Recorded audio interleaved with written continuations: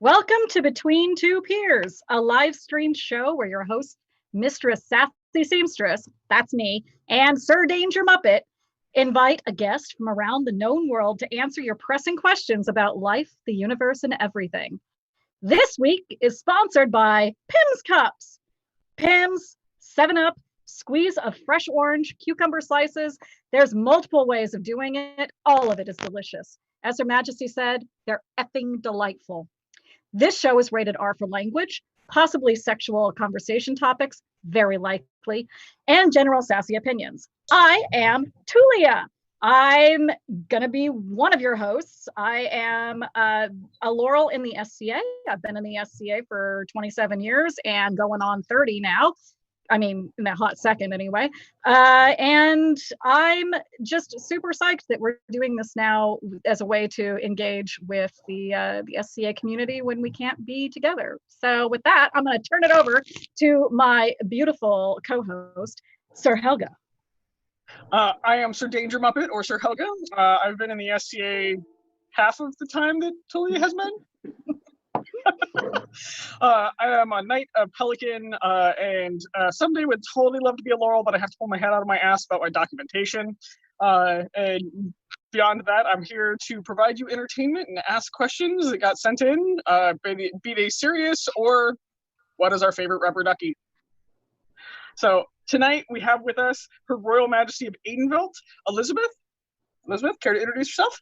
Sure. Hi, I'm Elizabeth. I've been on the SCA between the two of them about 20 years. I'm a pelican and a laurel, and presently queen, but otherwise just generally sassy in general. Well, awesome. With that, we'll go on to our first question because we kind of roll through these and have a little bit of fun in the way. Remember, you can call Soapbox. If you have hard feelings about one of these questions that come up, you can call Soapbox and interrupt another guest or host to have your feelings heard. So the first question is from Stevie. Do you prefer wars or tourney, and why? Tourney, because I love the pageantry and I love seeing how everybody gets their best out there and in front of the populace. And so you see people who maybe are not as, I don't know, heavy hitters, if you will, that get equal time and equal attention for their craft. And that just makes my little heart happy. Tulia? I would say, honestly, I like a little bit of both.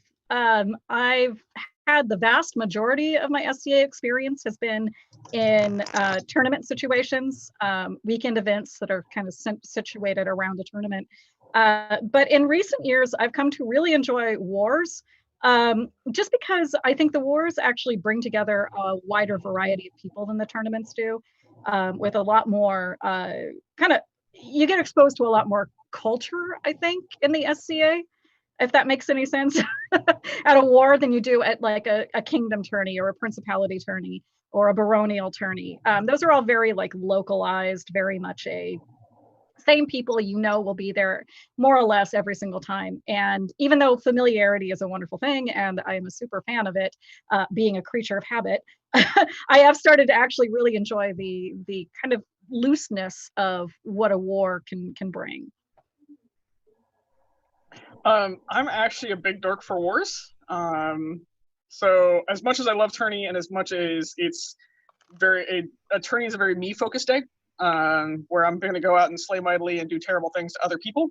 But wars are like the time I get to spend with friends and going smashing things in the shield walls and partying and just seeing people from around the known world. And it's one of the coolest times in the SCA because we get to see everybody from everywhere, and all the cultures get to intermix, and there's just for wars, mundanity falls away for me much quicker than tourneys. So that's my answer. Wars.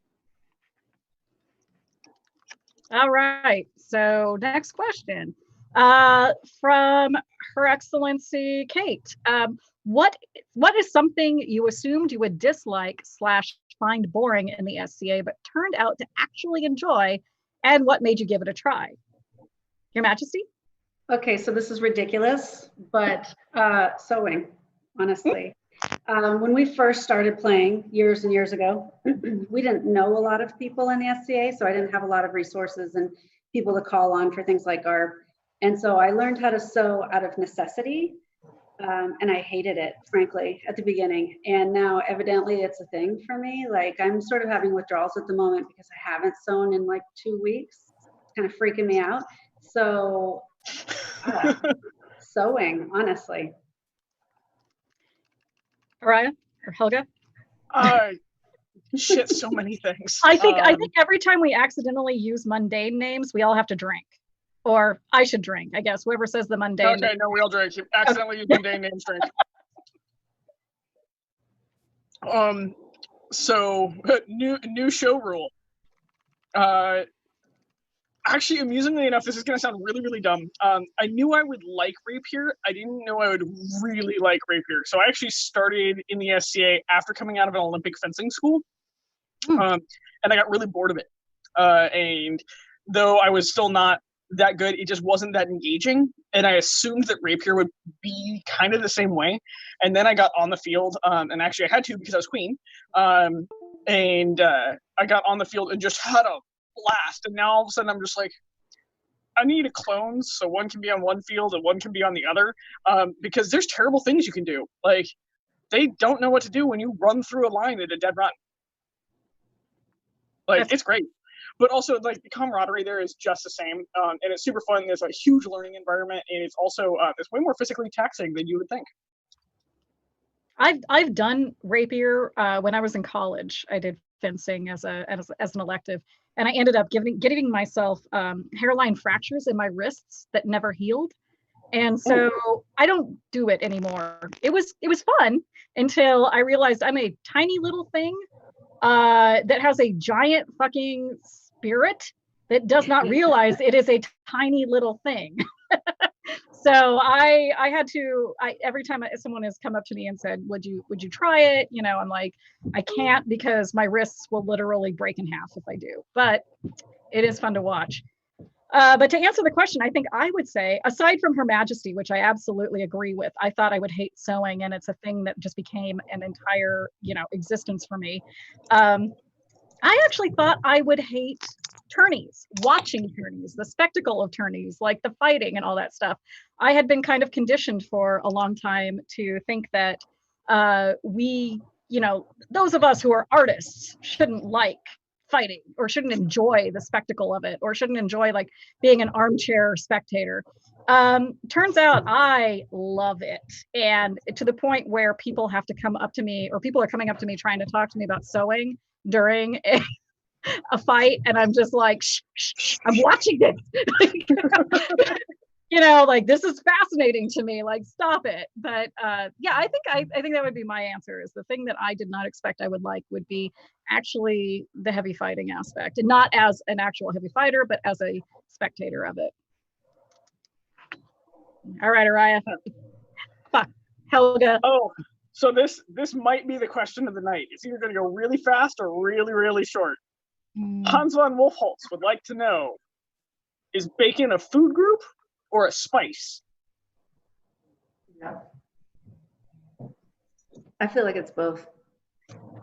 Ooh. I feel like that's a cheater answer, Your Majesty. I don't change my answer, Your Grace. Well, you do outrank all of us here, so. I think I agree with Her Majesty. Yes.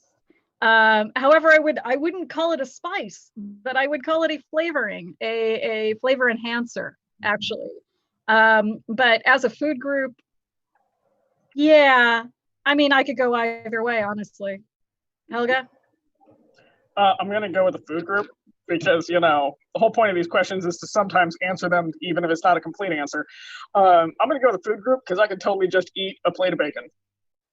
Because, yeah, bacon. You know what's weird for me is like I actually have like a really low bacon tolerance. Like if it's just bacon, I can't eat a lot of it. I can maybe eat like half a little strip or whatever. And I don't know why that is, but I get like really overwhelmed by it. But I love it when it's like added to stuff. I love it when things are cooked in it. Like bacon grease is amazing for cooking anything in. Well, actually, duck fat number one, then bacon grease. But yeah. Oh, yeah. Yeah. Yeah. All right. So we're going to the next question. Dino Germano asks, okay, personas, good, bad, and how much effort do you like to see? Your Majesty. So I honestly, I want to see who you are. I don't want to see some elaborate, I'm some 12th century Englishman. I don't care. Show me who you actually are during the week, and when you're not at an event, and when you're not at a tournament or trying to impress somebody, just show me who you are on like Tuesday. That's the person that I want to get to know, not the person that you wish you could be. Just go ahead and be the person that you wish you could be. I mean, maybe you can't be in the 12th century and you can't actually be in England, but you can still have all of the virtues that we sort of, promote and hope for and all of that. Helga? So I'm a terrible peer when it comes to this. I think this actually comes back to a question that was very similar a couple episodes ago. Is I don't actually really have a persona because Helga and Araya should be the same thing. Helga just ends up wearing different clothes than Araya does, and so also I switch time periods like a motherfucker. So like I'll be fighting in an early period rig and then turn around and put on like 15th century Germans and run around for the evening. And so I don't really have a persona. And so I think it's really cool when somebody develops a persona and like they have all the interactions and like some of the mannerisms of that time period. But also I find them fascinating where I'm like, wow, do you take this way more seriously than I do? Like, holy shit. This is cool. I'm gonna sit here and watch this, but then I want a bag of popcorn. And so I absolutely love them, and I want to support people that like get really hardcore into personas. I just kind of have me, and the FCA allowed me to be me and develop myself better. And so I don't really have one. And so also like I don't expect other people to. I'm just like, oh, you're just a different name this weekend. Yeah, okay. So in the West, we don't do personas. That's the party line that I was fed from the time I kind of first broke into what is known in the West Kingdom as Eric culture, tourney culture, the people who are the people that camp around the tournaments, or camp around the list field, that aren't the fringies. I was a fringy. I came in as a fringy, and for many, many years, it was explained to me, you had to have a persona, you had to be historically accurate, you had to, like, everything had to be consistent. So weirdly enough, on the fringe, they are far more excited and adhere far more diligently to this idea of having a persona and everything being accurate to that persona. Whereas you go into the mainstream culture in the West Kingdom, at least, this has to be caveated, West Kingdom, it's very much we don't do personas. We are just who we are. We have these names, these alternate names that we all know each other by, but when we interact with one another in the SCA, it's like a fraternal organization or a Masonic organization or something. It is this really weird disconnect between those two things. Personally, I would love to see more persona play. I would absolutely love to see people really get into it and really embrace it and really talk about it. But I also have to go back to Her Majesty and say, I agree too. I want to see the authentic person interacting with me in the SCA. And so there's kind of this weird push and pull for me there, where, what do I value more versus what do I want to play with more, kind of a thing. And I've got bugs floating around me now. It's bug season in San Jose. That's my answer. Helga. Oh, I love this question. All right. We are also burning through our questions tonight. We might actually get to add more. That'll be like the random choice lotto. This one comes from Jason of Baby Ninja, who is our tech crew. I wish I had video right now because he's doing this with his little paws. I'm a little nervous about that, actually. Oh, you should totally be nervous because I'm betting he's sitting right next to you. What would you have your fighter wear if they were the pretty princess for the day? Say that again? What would you have your fighter wear if they were the pretty princess for the day?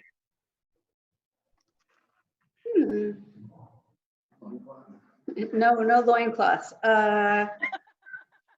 She's all like, well, forget that. Next question. I'm actually a huge fan of the leather German pants on my handsome husband. So, Nice. but if we're dressing him up like a girl, are we dressing him like a girl? Is that the question here? Oh yeah, no, like just let's take this to the nines. Just run with it. Full Elizabethan with the ruff and the whole bit.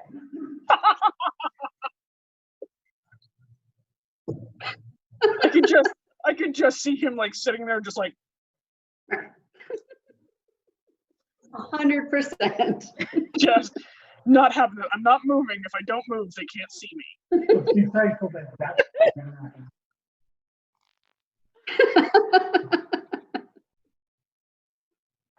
Our tech crew, aka Peanut Gallery, is having a field day with this right now. Yes. I think we need to start uploading the recording of our tech crew behind the scenes. Outtakes. I would love to start doing outtakes. That Oh yes. Yeah. Just rage quitting the headphones. Oh yeah, the last weekend's or last week's question, which was the it's being a reenactment right now on the who is your favorite James Bond question. Anyway, for me, what was the question again? It's been so long. If you could dress your man up as the pretty princess for a day, what would you dress him in? My man is already a pretty princess. Have you met Duke Thorfinn? Yeah, but like if you're gonna dress him in girl clothes, what are you sticking? Oh, the prettiest girl that ever was. Oh my God! Especially when he was younger and he had hair down to his waist, and he was like, "Oh." I'm sorry. Hang on. He is a huge clothes horse, and he will wear whatever the hell I throw at him, which is lovely. But I think if I were to dress him in girl clothes, which actually he'd probably be okay with, if there was a good reason for it, he'd be like, okay, you made it for me, I'll wear it. I would go with medieval woman, but like, the full like 14th century, like kirtle with a wimple and a veil, and like, because he is such at his heart and soul. He dresses like a Viking. You think he's a Viking? He's not. He is the world's biggest high Middle Ages whore you could possibly imagine. And that's what I would put him in. Oh yeah. Visual, actually. It's a really good visual, isn't it though? Yeah. I would put Hans in a full-on Venetian. Like he would hardcore full skirts, like the lace top, and just because he's already really V-cut. Like he would basically make that dress work even as a man. He would totally end up looking like a hardcore cross-dresser with those damn shoulders of his. But like just do that like V-cut with like, and just curl him, like just cinch him into that little thing and like cinch that waist down just a little bit more. I volunteer to make it. That's what I got my laurel in. Oh yeah, but like full on Elizabethan, because one, I think that once he was over like the disdain for being existing at that moment in time, he would just be like, fuck it, I'm the prettiest bitch here. So one of the things that they used to do, and I don't know if they still do it because I haven't been to Ducal. It's an event in the West Kingdom that was a fundraising event for many years, and they used to do drag races, and it was where everybody would get dressed up, all the guys would get dressed up in girl clothes and all the girls would get dressed up in boy clothes, and everybody would race down the, across the Eric and back basically. And it was great fun. Some really quality moments came out of that. That's awesome. Yes, I would totally watch this. We'd have to get Hans really drunk. I did get, like, he finally gave in. He now has a mohawk. Does he now? Yep. All right. I would like to know, he just corrected me in that very rumbly, slightly put off I was like, voice that he gets, whereas I didn't get, you didn't what was it you just said? Oh, I didn't give in. I got bored. Just sit back and let the art wash over you, Hansa. Give it like 2 weeks. I can start cutting like designs in the side of his head. You want to come over and do Kelly's hair? Because that would be rad. Yeah, totally. Yeah, probably not okay though. Yeah. God, I hate this. Who here really hates this? Just raise your hand. Everybody, just What are we hating? Oh, hating the whole COVID thing. It's bullshit. Yeah. I like the sassy eyebrow came out super hard with that. Like it almost hit her hairline. I'm not saying don't break quarantine. I'm just saying it is not fun. I am a creature that is all about the fun, and this is not fun.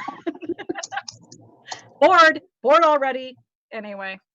Okay, we're going to move to the next question. This one comes from, question 6. Rowan, what is one question you would tell anyone considering a peer relationship to ask of their potential peer? Actually, I should have prepped on this one way harder. Well, I'm going to also kind of put it a different way too. Alternatively, what would you ask someone who wants to form a dependency with you as a peer? Ooh. You could answer both questions. I think that could be some interesting discussion. So a question that you should ask a potential peer might be, actually the two are sort of interrelated. A couple of years ago, I actually read something on the interwebs where there was somebody who had said that when they form a relationship with a student, they actually have an annual renewal clause, if you will. So every year they sort of sit down and revisit and say, okay, is this still working for you? Is it still working for me? And they can decide at that point whether they continue the relationship or sever it. And there would be no hard feelings if it wasn't working for one party or the other. I think that is freaking brilliant. And I think that's definitely something that should be employed more often. And then in addition to that, I would say you have to camp with anybody that you intend to either take a belt from or give a belt to. You got to camp with them because you got to know what they look like when they wake up in the morning. You got to know, like, do they leave their shit all over the table in camp, or are they like super retentive, tidy about camp? Like, you got to make sure that your styles for camping and just existing in general sort of mesh. Okay. Yeah. Helga? Oh God. Okay. So this question is so mine's not actually like a question I would ask, and so I have a really weird test for both a peer and a student. Is I want to go to the cheapest, most terrible Denny's, hungry, tired, and after traveling for hours, and I want to watch how you treat that serving staff. That's going to teach you so much about your potential student or your potential teacher. It is unfucking real. And the reason why is, so it's not really a question, and I'll see if I can come up with a question, but for me, you can teach somebody almost anything. Teaching them how to be kind or tolerant is actually really, really hard. And so put them in the most stressful situation they can be in, and then see what they do. Because it's going to tell you so much about that person, and you will learn it in 15 minutes. Versus, 6 years down the road, you're like, why am I in this relationship? This person is an asshole. I'm like, how'd you order your coffee when you really want a cup? And it's, we've been in a plane for too long. You mean like almost every relationship I've been in? Except for the current one where I was friends with him for like 8 years before we started dating. Yeah. Yeah. Why? So yeah, it's not really a question. It's actually a situation I'd put people in. Yeah. I think the analogy between a peerage relationship, peerage dependent relationship is very similar to a dating relationship. So I think that absolutely holds true. You need to know what that person is like. You've got to take them out to a couple of dates. You've got to see them interact with the wait staff. If they're dicks, dicks to the waitstaff, fuck off, no. But then there's a next layer after that. Like, so maybe they made it past they're not dicks to the waitstaff and they tip well level. Now you've got to be like, okay, can I sleep with them? But don't actually sleep with your peers or your Oh no. Don't sleep with peers, No. never. Do I'm not just sleep. I'm speaking metaphorically, not like a legit. It's just bad things happen when like there's Yeah. that streams cross. But you know that the sleeping with them level in this analogy, which is now quickly getting derailed because I'm like, holy fuck, what am I even talking about anymore? But that next level of intimacy, I think that's where I'm going with this. The next level of intimacy is where you're sharing all of your feelings and values and life, the universe, and everything stuff. And it's a thing that you have to allow to develop. And so one of the things in the West Kingdom, I don't know if this is true across the board, it may be, but in the West, you oftentimes see a year and a day before they're taken as an apprentice or a protege or squire or man-at-arms or anything like that. It's the or student, I should say student. It's that year and a day test run where you get to know that individual really, really well. And that individual gets to know the peer really, really well. And you get to be able to say to one another at the end of the year and a day, okay, I found out that you're kind of a secret Trump supporter and I'm not really into that.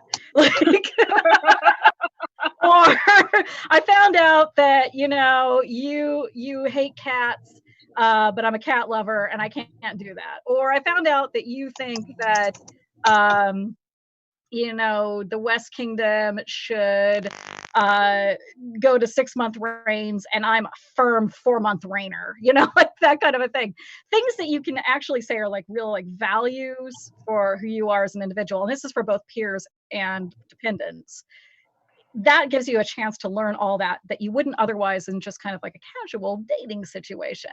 So to answer the question, I feel like I'm dancing around the actual question. And I'm going back and rereading it. Question you would tell anyone considering a peer relationship to ask of their potential peer.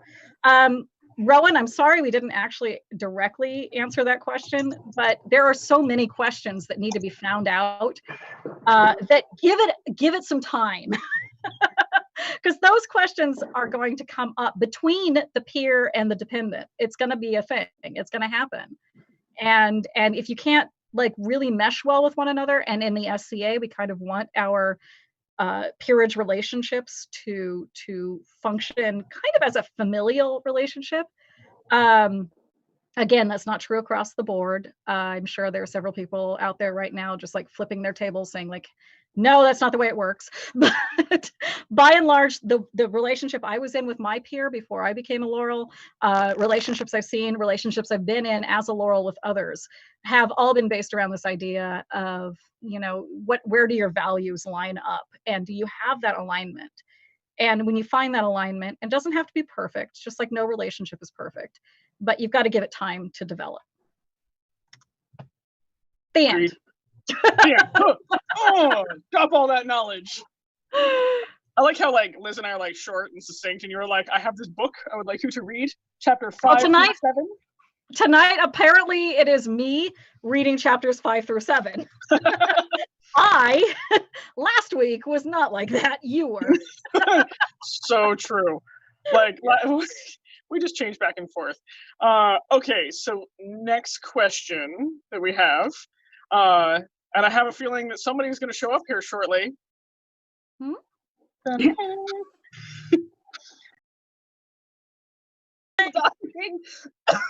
God. I just breathed in my drink. And the Lady of the Lake. Oh. Has one that is going to start a throwdown. Are we ready for the Lady of the Lake question? Yes.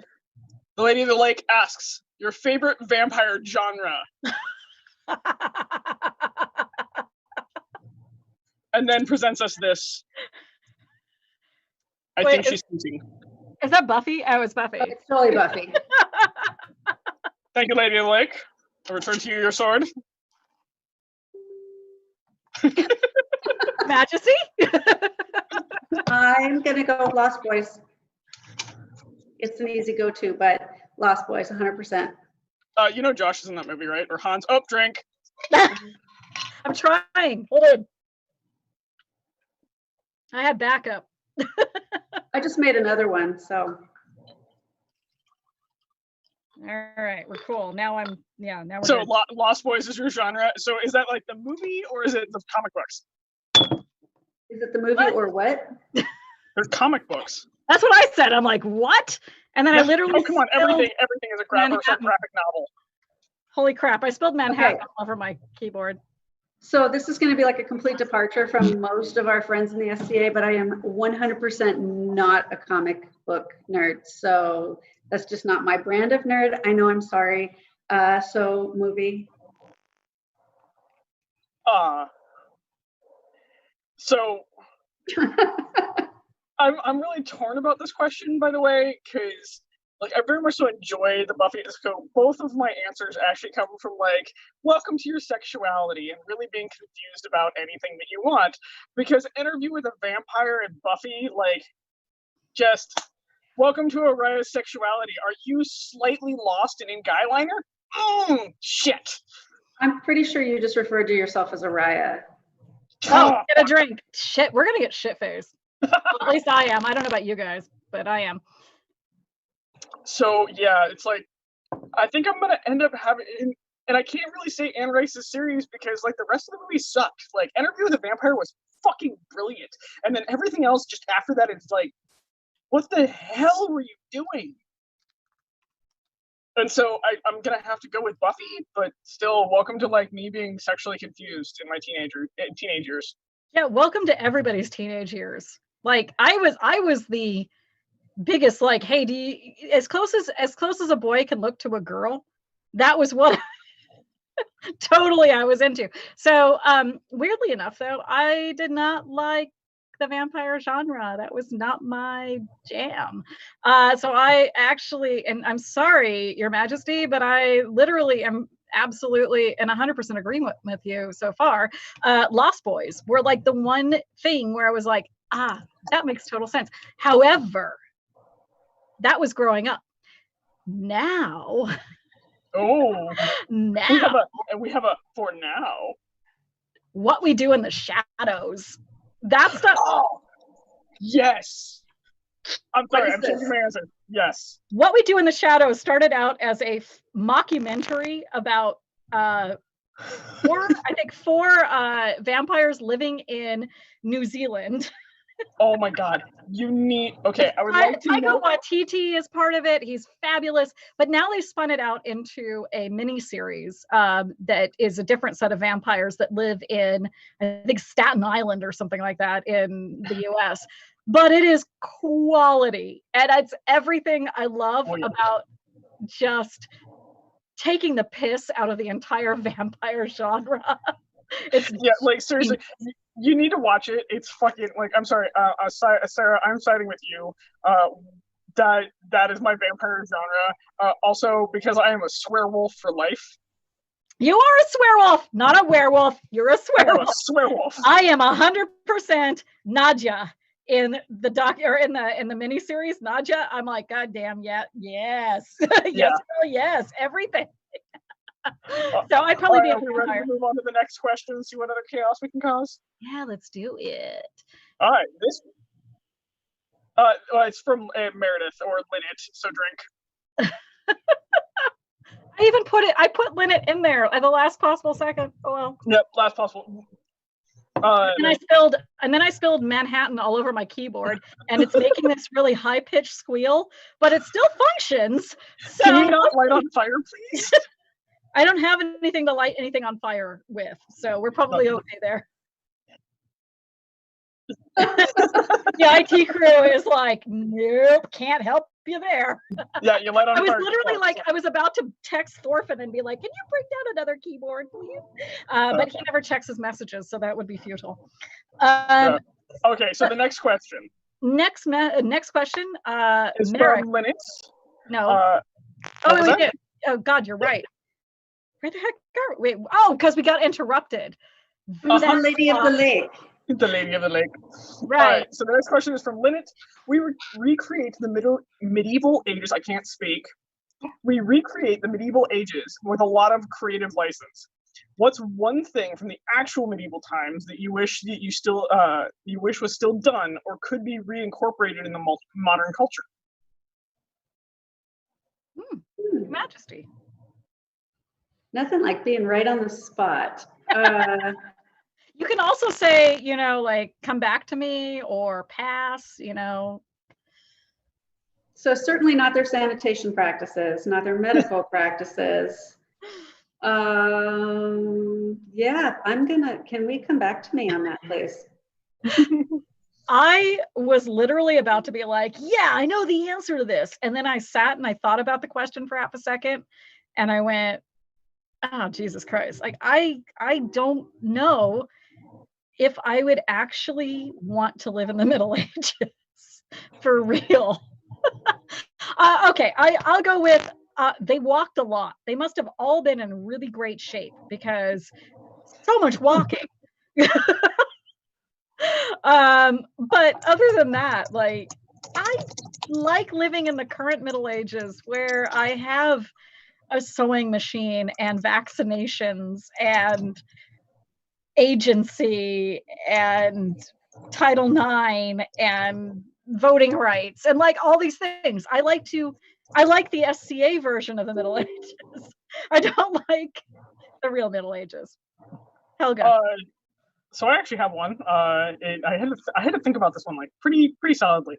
The thing that I would bring back is actually apprenticeships. Oh my God, that's a good answer. How are you so thoughtful? Well, I gotta not just be the jackass that cusses over here occasionally. One of the things that I think that we've lost in the modern time is apprenticing and basically handing down knowledge. Yeah. And like the SCA recreates that a bit with how we have peer, like especially in our laurels where we have peers that take students and go from there. But I think that the mass modernization has actually it has taken away some of the knowledge that we have, that where we're like, oh, if you just fix this part like this, or you trade out this part, then you're fine because this will keep doing it this way, or you can change this method to this and you get the same result. I think that is dying. So like leathercraft is dying. I was a saddlery apprentice from the time I was 14 years old until I was 18, and I learned some really cool stuff. And when that man died, I cried because so much of his knowledge died with him. He had been working in that industry since he was like, I think he said he started at like 13.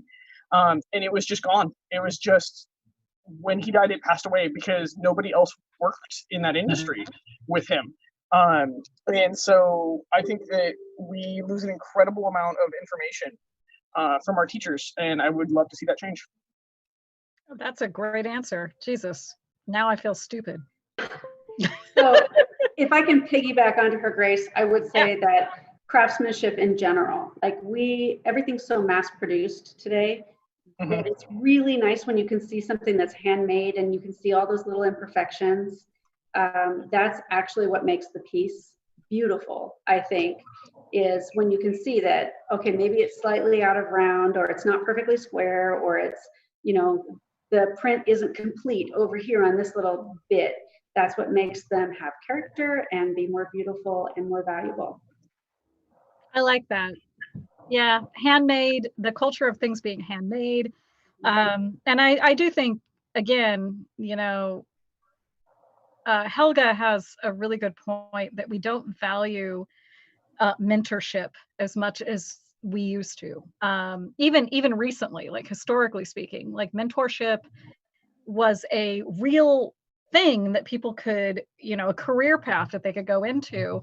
As well, I mean, it still exists. It still exists in pockets, usually the trades, but it was a much more widespread thing prior to the computer age. And God, I literally have to say, Helga, hats off. That is a great answer to that question, because it is one of those things that we don't train on the job anymore. We expect people to come out of, you know, and so Helga and I both live in Silicon Valley. We live in the middle of Silicon Valley, where you can't get a quote unquote good paying job or something that is 6 figures and will allow you to like live here comfortably, or maybe not even comfortably, but just not as uncomfortably as somebody not getting a 6-figure job.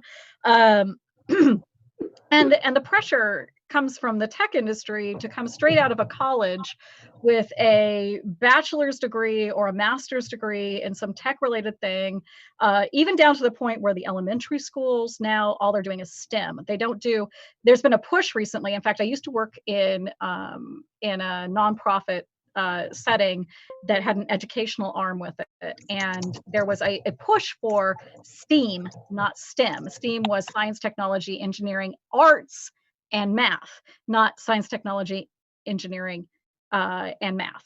So the arts have been completely like gutted. So people like me who are artists, people like me who have master's degrees in humanities, like we might as well be burger flippers.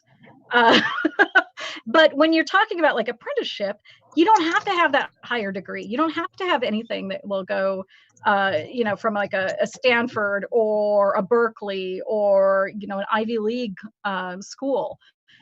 You can apprentice to somebody, you can learn a trade, and you can do that trade really, really well. And it needs, I would say absolutely. Let's expand that.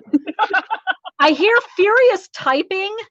I'm worried now that I am rambling far too much, and my keyboard no longer works, so I can't tell.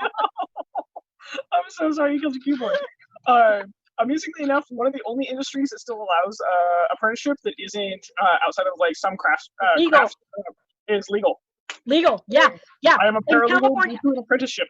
It varies state to state, but in California, you're still allowed to apprentice to an attorney, and therefore earn your degree or your JD or whatever, your ability to practice law. You can apprentice to an attorney and earn it that way. So yeah, fun fact. Oh, we have a secondary serious question coming up. Okay, Helga, that's you.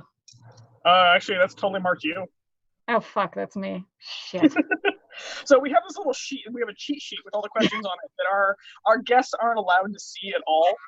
So Her Majesty is having to answer these like out of the gate. Like she doesn't get to pre-prep for these, and they're marked like Araya Sarah, Araya Sarah, Araya Sarah to ask. They're color coded. Oh Jesus! Finish your drink. Araya Sarah, Araya Sarah, Araya. That's 5. I'm only repeating what she said. Okay, so our peanut gallery basically was like, that's 9 drinks. And oh God. Like, shit. Just this show's drink. About to go weird. Like it hasn't already. All right. Like all the vodka was at the bottom of my cup. I've been pouring pretty heavy all night, so. I'm drinking Manhattans. They're 100% booze. There's no bottom. Yep. All right, well, it's your turn for a question, Sarah. You said my name again. My name. Peanut Gallery says this is the best rule ever. All right. So, bad rule. Merrick says, what common characteristics do you see in successful peers? That is a very thoughtful question. Your Majesty. I'm super impressed. Breaks. We're gonna stop here. And Her Majesty, I don't know if you just saw, if you can back the video up and look at her facial expression as soon as the name Merrick was dropped, and like just the sheer look of panic that came over her for a moment. Just like, okay, and now she's turning beet red. Like, I would also like to point out that like you I didn't do this. This was not me. This was Helga. So that was me trying to figure out what direction I had to point in because everything is mirrored. So Your Majesty? Your Majesty. What common characteristics do you see in successful peers? I would say that they are welcoming. That's first and foremost. They're not assholes. Like, can I have a non-quality, I guess, and that they're not assholes? And that's my hope. That's not always true, obviously. But they are also willing to teach others and willing to say, step aside and say, okay, I'm going to have you come forward and do the thing, whatever the thing may be, fighting or service or arts or whatever. And I'm going to let you sort of take the front and center stage for a moment. And I'm just going to be back here just kind of like propping you up and letting you shine in your moment. So I think a little bit of selflessness is important. Been drinking all evening. Yeah, that's liver. my answer. Thanks for dropping that, Your Majesty. And thank you, Merrick, for not making it a really impossible question. Oh, don't worry, we're about to go into the bonus questions, which get awkward. Great. I haven't even looked at those yet. Oh boy. Yeah, we haven't had you to rage quit the crown yet. Like, I would like to know that we've kept it relatively tame. I'm impressed. But I think we're doing really good. I actually am really feeling like, also my keyboard doesn't work anymore. Oh, well. Weird things are happening with my keyboard. I'm just going to not do this Mind anymore. getting me another cup of orange juice? Orange. I had to kill my drink. Like, it's now empty and I'm sad. Aww. All right, Helga, what's your answer? So let's see if I can drop another, like, relatively well thought out answer. My answer to this is actually humility. And it piggybacks off of Her Majesty's answer of understanding what you have to give in any moment is actually, and I'm also, hold the bus, back it the fuck up for a moment. We're going to highlight a point in this question. Is this a soapbox? What was that? Is this a soapbox? Yeah, this actually might be a soapbox moment, like,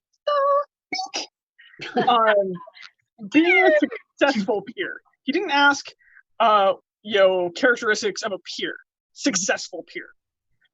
We have many peers that occasionally I want to slap between the ears, and occasionally I need to be slapped between the ears. We're just going to own that shit. I am not perfect, but also there's some 100% peers that true. For all of you people out there who think Helga's perfect,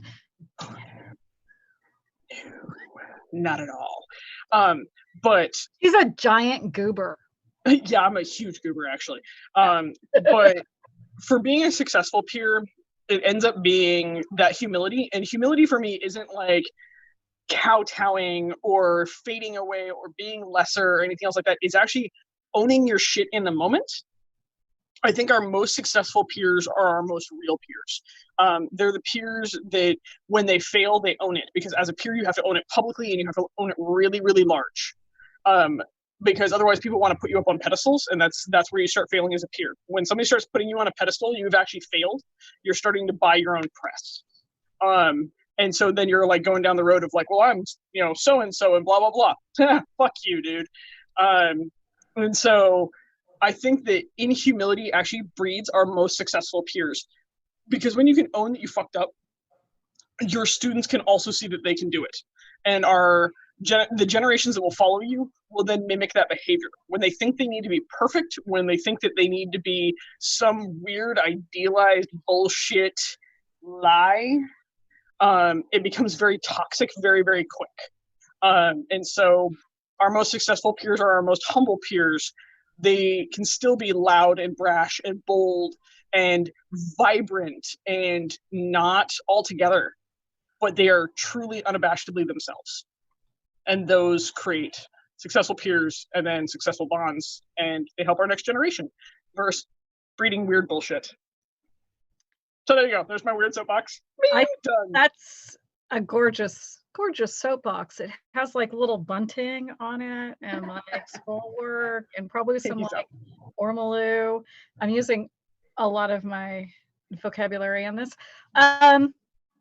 One of the things I would like to say, and this is something that I should preface this by saying I don't see it in a lot of peers, but I want to see it in a lot of peers, and that's patience. I really want to see peers approach situations, patience and humility, but patience, that's two things. It's like you got to set your ego aside in order to have patience. When someone is like obviously on a really slightly not right track, being able to walk in and say, I see what you're doing. I respect what you're doing. Can I help you with what you're doing? Not, you're doing it wrong. I don't want any peer ever to walk into a situation and say, first thing out of the gate, you're doing it wrong. Because no one wants to hear that. People have to make mistakes. People have to make, it's a journey. Learning is a journey in any art, in any science, in any activity, in any, physical activity. It is a journey. You've got to, and especially me, I'm talking about this from my own perspective. It is a journey of mistakes. And you've got to be able to stand there as a peer with all of the knowledge and expertise that you have and see somebody fucking up and go, yes, that person's fucking up, but they're going to learn something out of it. And I think that that's the patience that I talk about, where you're like, let them make the mistakes, let them be wrong, let them learn, sit back, just be there for them. Be there as a, when they want to come to you for information, and let them do what they need to do to get to the point where they're in a great position of knowledge and learning and kind of on the track again. And that's my answer. Well done. Oh, thanks. I'm actually ridiculously tipsy right now because I haven't been drinking all week. And so I think my tolerance has gone way down. I don't even know if I'm making sense anymore. No, you're good. Okay, cool. Great. Okay, so that actually leads us into our bonus questions. Yay. And I would like to note this is my question. Again, Her Majesty gets nervous. Nervous? Very. Nervous. Oh, you should be, because this one's not that easy. I've met you. Yep. I would also love for the audience to answer this one too, because this one can get really fucking weird. We will repost this one. I think we'll repost this one. Yeah, I think as our question to the general populace on our Facebook page. Yeah. If your life was a movie or a show, what would be the theme song? Shit. Really? Yep. Yes.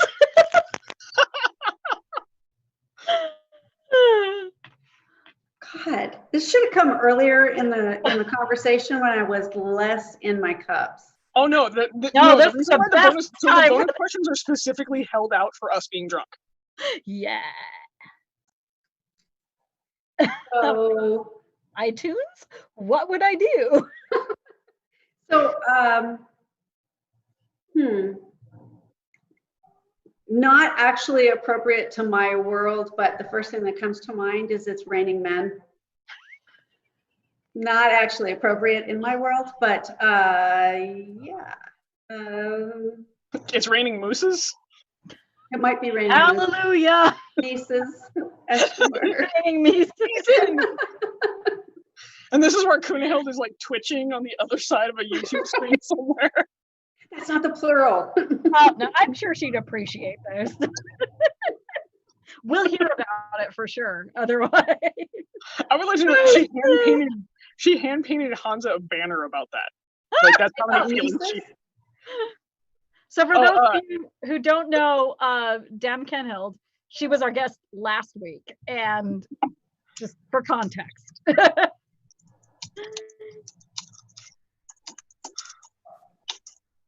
Wait, is this how are you? She's actually losing her shit in chat right now. I can imagine like all caps, Mooses.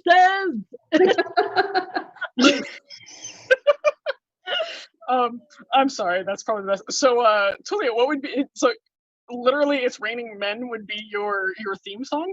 Okay, so there's a backstory to that, and that is that there was a night here in Atenveldt that years ago when I was Fairness, actually, for whatever reason, that was like his thing. He would be like, hey, Liz, it's raining men. And every time it was like a song tag, and I would be like, hallelujah. Like that was just, it would come out right away. And so it just became sort of a running joke. And so Sir Gavin kind of lives on in that. And so that's why that just came to mind for me.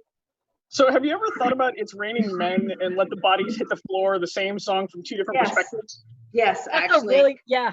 Because I was sort of like, is it Bodies Hit the Floor or is it Raining Men? I'm not sure. And I went Raining Men because it's, I don't know, more friendly. There is that. Julia, what's yours? I'm looking how to sort by most played. I might be able to do that without my keyboard. Most played.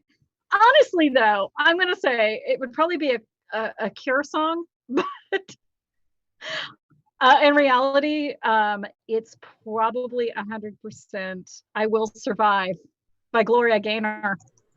I'm gonna go with the it's 1970s disco time. First I was afraid, I was petrified. Yeah, that's me. Yeah. Helga? Oh, I found mine. And you I guys like are that all you had time to prepare. Total bullshit, right? okay. So I have two, and it really depends on like what the hell is going on at any given time, and one of them is going to make sense, and one of them is probably not. So the extended version by Five Finger Death Punch of oh my god, it just went right out of my head. Now I have to go look it up. Like literally my top was actually the Cure Plain Song.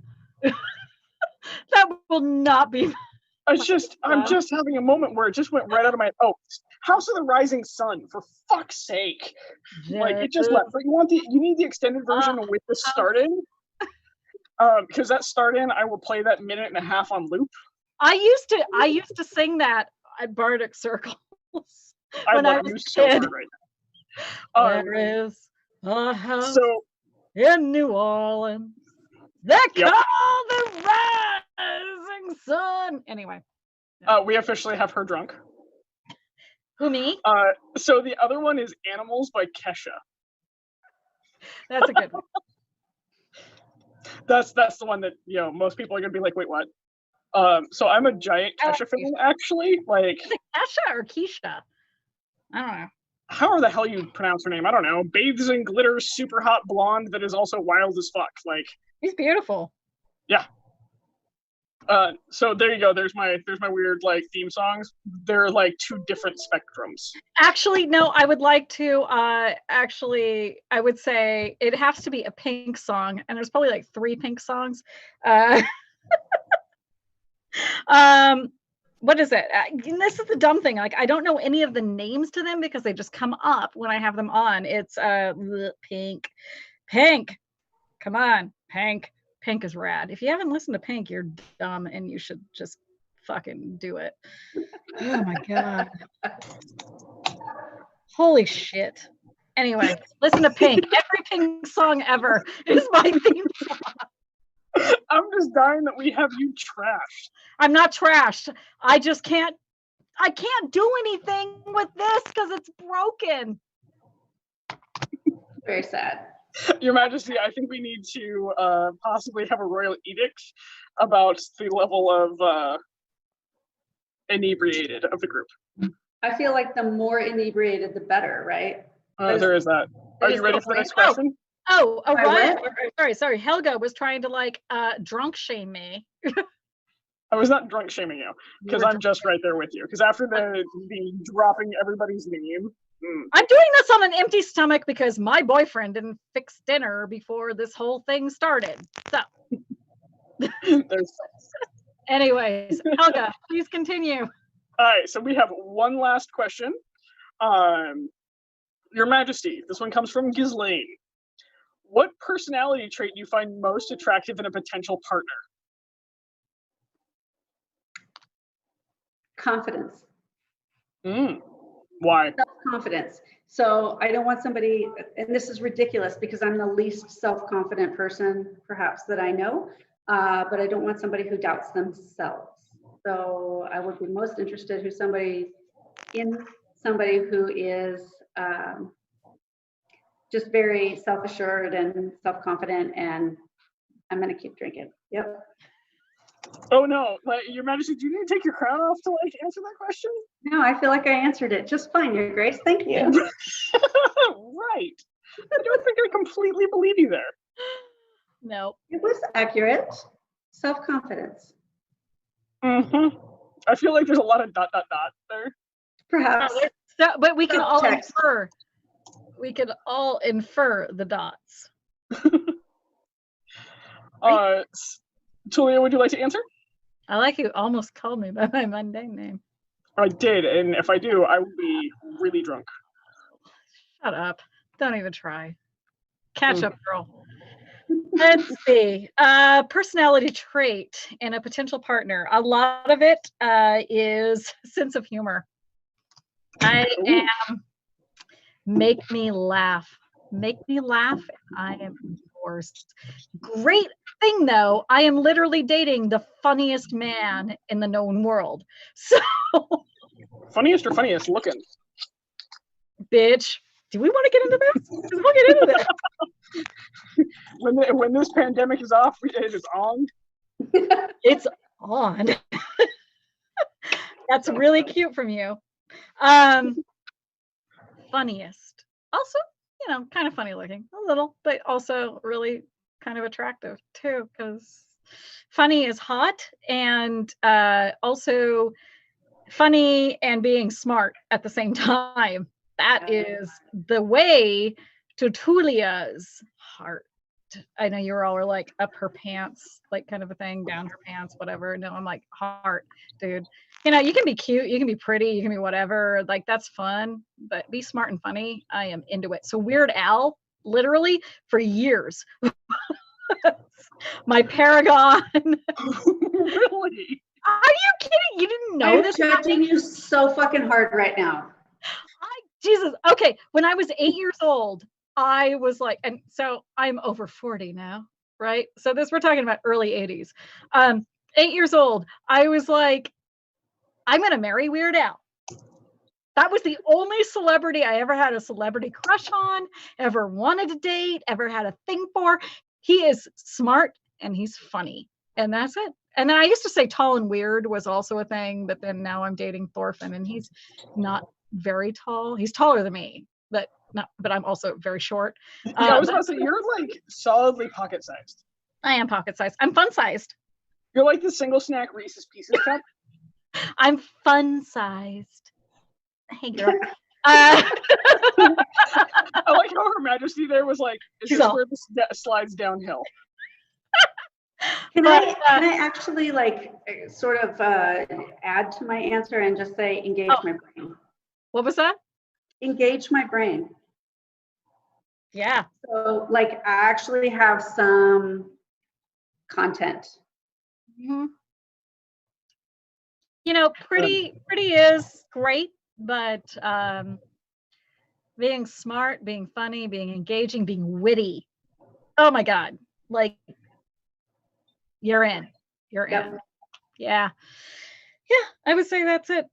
Weirdly, also kind of probably appropriate for anyone I'm looking to apprentice. So yeah. That's a solid rule, though. I like how. Oh, I'm not trying to sleep with them. I'm like be smart, funny, and witty. Thin line between like good student would fuck. So many conversations I've had with Helga where she's like, I would so fuck them. Except for I want a squire. And that's you just can't. I'm just gonna go over here now. And this is me. How dare you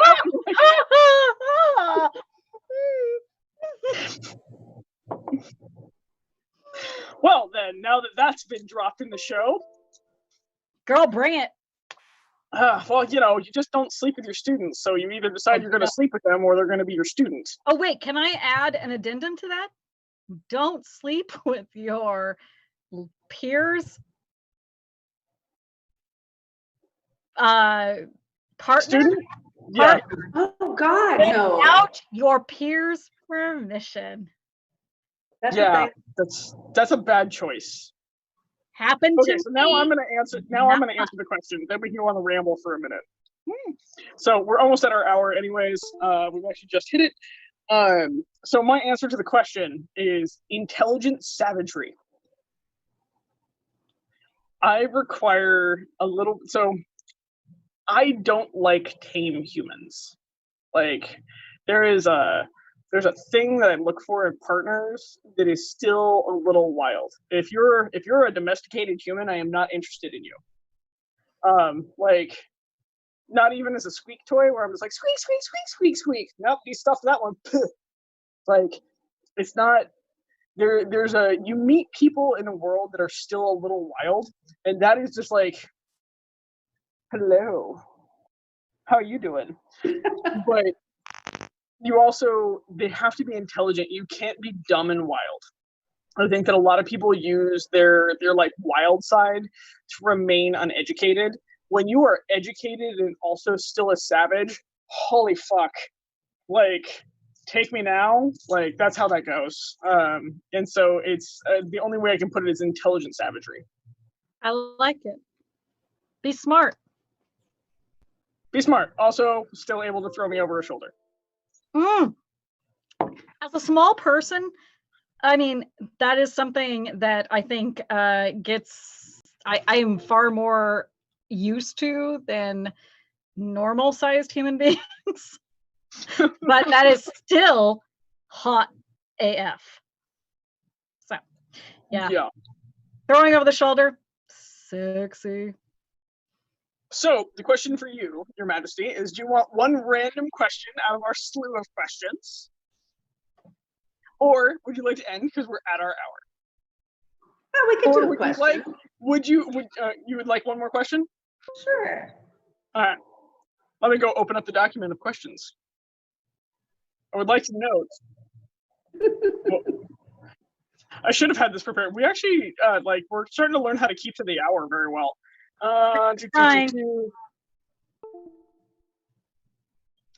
Would you like an SCA based we'll let Her Majesty choose, or do you want would you like the audience to choose? The audience choice is fine. Ooh, audience choice. Okay, so audience choice. Do we want something focused on the SCA, or would you like a slightly sassy, mundane topic? Okay, I don't even know what's going to happen now. I'm no, this is a whole new territory. A whole new world. So it'll take a second too for like people to come through with their responses. So Your Majesty, what was your favorite question tonight so far? I really appreciated Merrick's question, and that's probably because I was a little bit nervous knowing that he was sending questions in and knowing that he's a good friend. So he actually sent in some really, really good questions. He sent in multiple questions, and we will be using his stuff later.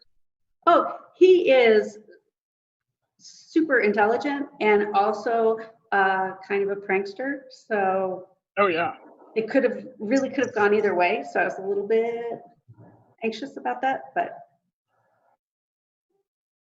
So Sassy and SCA, Sassy SCA focused. Oh, we're getting sassy overall. So we're gonna go with sassy, and it is not SCA focused at all. Okay. But it's drunk enough to probably start a rant. Oh, a rant from me or a rant from you? A rant from anybody.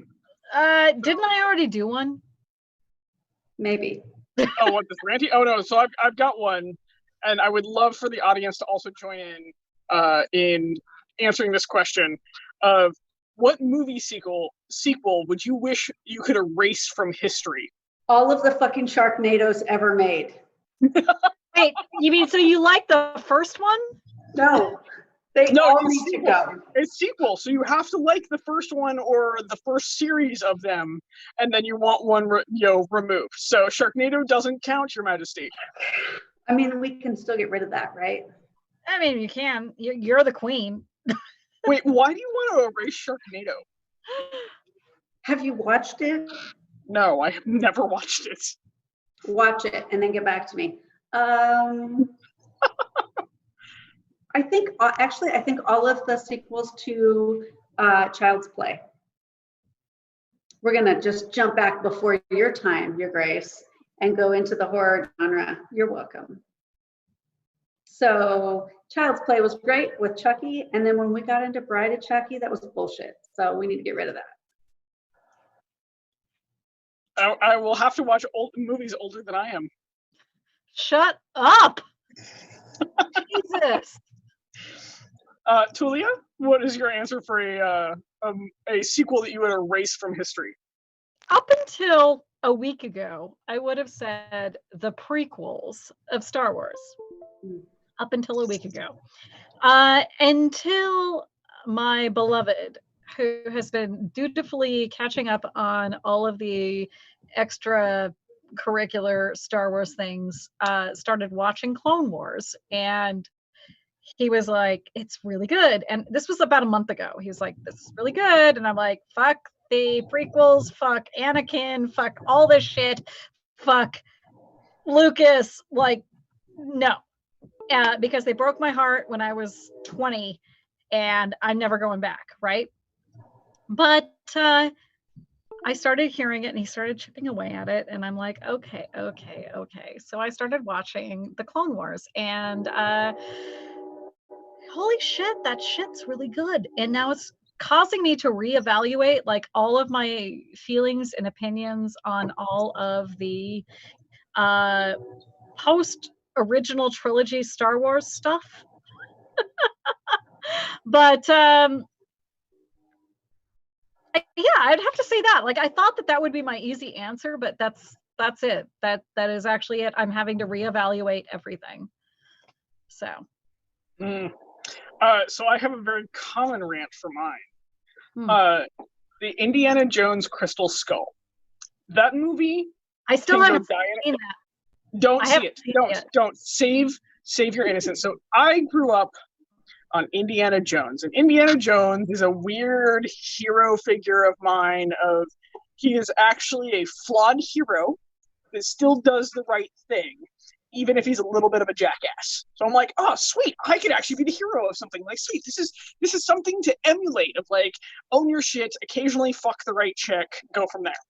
Like, ta-da. Also, like, Temple of Doom is really bad. Just occasionally watch it drunk, but that's fine. But Crystal Skull took everything that Indiana Jones was. Like, punch Nazis in the face, own your shit, do the thing, try not to kill anybody in the process. And Crystal Skull fucked that with a bad script, terrible writing, and no idea of a plot line. There was just nothing to that movie. I wanted to walk out of the theater, but I paid for the ticket, so I sat there and suffered in silence and just hate. And to this day, like, if somebody says, like, oh, the Crystal Skull, I want to just sock them in the face.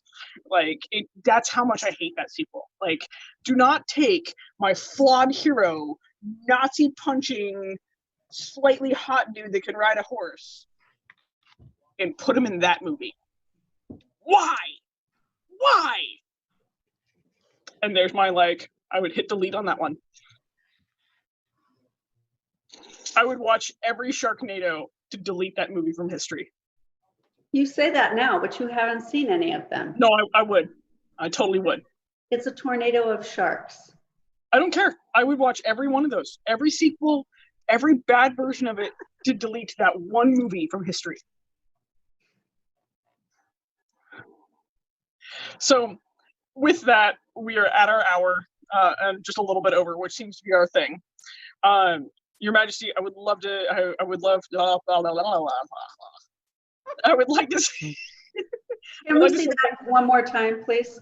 Yeah, no, that was me deleting it and then coming back to starting. I'd like to say thank you very much for joining us. I realized that you were a little nervous, thinking that we were going to try to drop just terrible questions on you. But you were a delightful guest. I hope that you will continue watching the show, and maybe we can get you on after that crown has come off your head. Yeah. Whenever. And then you can start answering some of the really sassy questions. Next week, we have Mistress Ula on as our guest. I highly recommend tuning in for that one. Send in your questions. Feel free to follow us on Facebook, and we can go from there. I would like to add that my keyboard does not work. Also, my mouse randomly stopped working too. I don't understand any of this. She just killed it all. But it was a delight having you, Your Majesty, and thank you for joining us. Thank you everyone else for joining us. Tune in next week, same bat time, same bat channel.